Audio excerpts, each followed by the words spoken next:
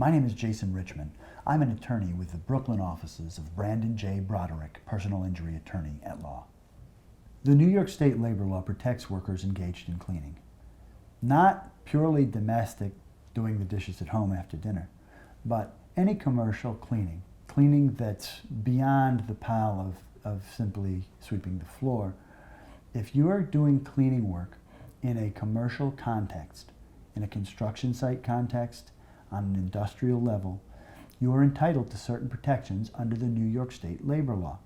Cleaning is something that can cover a lot of bases, obviously, but if you're cleaning at a height and you suffer a fall, if your cleaning involves caustic chemicals, if you're required to climb a ladder, any number of potential circumstances in which cleaning operations can prove dangerous are situations where you really ought to consult with an attorney experienced in handling cases involving cleaning accidents in order to make the distinction between purely domestic cleaning and commercial cleaning in order to protect your rights, your livelihood, and your family.